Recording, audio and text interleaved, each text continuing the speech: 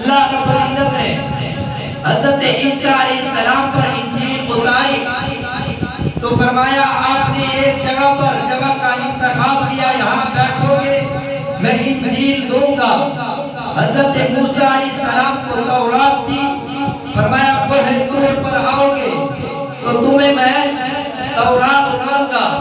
حضرت داؤد علیہ السلام سے کہا زبور تب ملے گی جب بیٹھو گے، پھر زبور دی۔ لیکن آمنہ کے لال حضرت عبداللہ کے لفتر جگر حضرت عبدالمطلب کے پوتے کو یہ نہیں فرمایا فلاں جگہ پر بیٹھو گے، فلاں جگہ پر بیٹھو گے پھر تمہیں میں کتاب دوں گا، لیکن یہ جگہ کے لیے شرط نہیں لگائی گئی۔ تیرے اور میرے پیغمبر اگر مکہ میں تھے، اللہ نے قرآن کو مکہ میں بھیجا، تیرے اور میرے پیغمبر مکہ کے بازاروں میں قرآن کو مکہ کے بازاروں میں بھیج دیا۔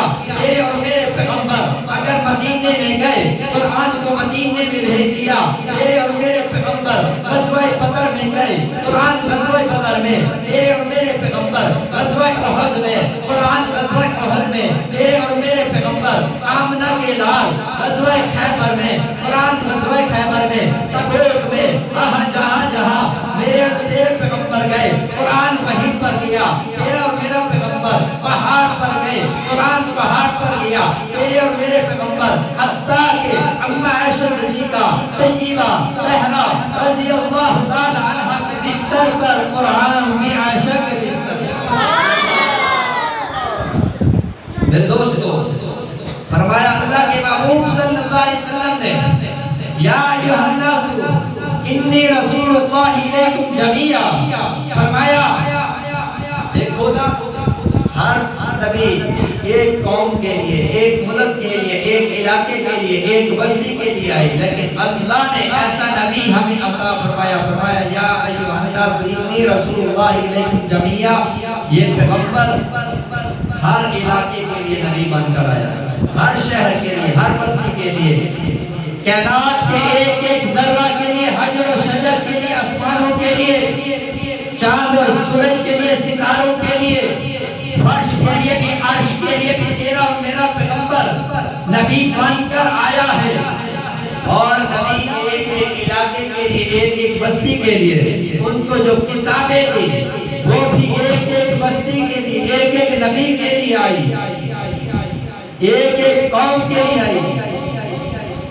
دیکھیے انجیل آئی بنی اسرائیل کے لیے، تورات آئی بنی اسرائیل کے لیے، داؤد پر جو کتاب نازل ہوئی زبور وہ بھی کنعان کی بستی کے لیے، جو اللہ نے اپنے محبوب پر قرآن نازل فرمایا۔ یہ نہیں فرمایا ھدی للقوم، یہ نہیں فرمایا بلکہ فرمایا ھدی للعالمین، تمام عالمین کے لیے قرآن ہے، کیونکہ اللہ رب العزت رب العالمین ہے، تمام عالمین کے لیے۔ پھر اللہ نے جو قرآن بھیجا اپنے محبوب پر، یہ بھی تمام عالمین کے لیے۔ پھر اللہ نے جس پیغمبر پر قرآن بھیجا وہ رحمت للعالمین، وہ بھی تمام عالمین کے لیے۔ ذوق اور شوق میں یوں کہنے لگا ہوں جہاں تک اللہ کی ربوبیت ہے وہاں تک میرے محبوب کی مصطفی ہے، جہاں تک خدا کی خدائی ہے تیرے اور میرے پیغمبر کالی کملی والے کی مصطفی ہے۔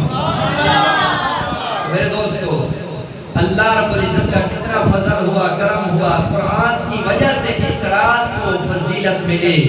پھر یہ رات رمضان مبارک کے اندر ہے، پھر اس رمضان کو اللہ نے کیسا عالی شان بنا دیا۔ رمضان عالی شان مہینہ بنا، رمضان قرآن کی وجہ سے سردار بنا، اور یہ رات تمام راتوں کی سردار بنی، لیلۃ القدر والی۔ نسبت کو دیکھیے قرآن کا کتنا ہم احترام کرتے ہیں۔ دیکھو پہلے قرآن پر غلاف ہے، آدمی کپڑا لیتا ہے دکان سے، پھر کپڑے لینے والے سے، دکاندار سے ایک شخص کہتا ہے آپ کے پاس کوئی چھوٹا سا ٹکڑا ہے کپڑے کا؟ وہ کہتا ہے ہاں ہے، کہتا ہے کیا کرنا ہے؟ خریدنے والا کہتا ہے میں نے قرآن کا غلاف بنانا ہے۔ قرآن کا قرآن کا میں نے غلاف بنانا ہے، وہ بھی جذبے سے خریدتا ہے، وہ بھی جذبے سے ان سے دے دیتا ہے۔ وہ کہتا ہے کہ انہیں قرآن کا غلاف بنانا ہے، وہ اسے ایسے ہی دے دیتا ہے۔ میرے دوستو ایسے ہی مفت میں دے دیتا ہے۔ وہ کہتا ہے میں نے اس کا کوئی ہدیہ نہیں لینا، میں نے اس کا کوئی معاوضہ نہیں لینا۔ اب وہ شخص جذبے سے جس نے خریدا تھا اس نے قرآن کا غلاف بنا لیا۔ جب قرآن کا غلاف بنایا میرے دوستو توجہ کی ضرورت ہے، اب وہ کپڑے کا ٹکڑا، وہ غلاف جب قرآن کے ساتھ جڑ جاتا ہے، اب قرآن کے ساتھ اس کی نسبت جڑ گئی ہے۔ میرے دوستو توجہ کی ضرورت ہے، پھر وہ بندہ بغیر وضو کے ہاتھ نہیں لگاتا۔ اللہ کا قرآن بھی کہتا ہے لا یمسہ الا المطہرون، خبردار نہیں لگاتا کیونکہ یہ نسبت اس کی قرآن کے ساتھ جڑ گئی ہوتی ہے۔ اب جس لکڑی پہ، ریل پر، بھٹی پر ہم قرآن کو رکھتے ہیں، ہم اس کا بھی احترام کرتے ہیں، کیوں؟ قرآن کے ساتھ اس کی نسبت جڑ گئی ہے۔ عام کاغذ کو دیکھیے، اس پر کچھ لکھا ہوا نہ ہو، اعلیٰ قسم کا ہو، ایسے پڑا ہوا ہو کہ اٹھانے کے لیے تیار نہیں ہوتا۔ آپ کو ایک عام کاغذ کا ٹکڑا مل جائے، اس پر قرآنی آیات ہو، بسم اللہ لکھی ہو، تو ہم اسے اٹھائیں گے، سر پر رکھیں گے، آنکھوں پر رکھیں گے، چومیں گے، صاف ستھرا کر کے اسے اونچی جگہ پر رکھیں گے، کیونکہ اس کی نسبت اللہ کے کلام سے جڑ گئی ہے، اللہ کے کلام سے جڑ گئی ہے۔ تو میرے دوستو اللہ سے دعا ہے اللہ مجھ سب ہی کو عمل کی توفیق عطا فرمائے۔ جیسے پہلے معمول تھا قرآن کی تلاوت کا، ایسے ہی غیر رمضان میں بھی معمول بنانا، قرآن کو کبھی نہ چھوڑنا۔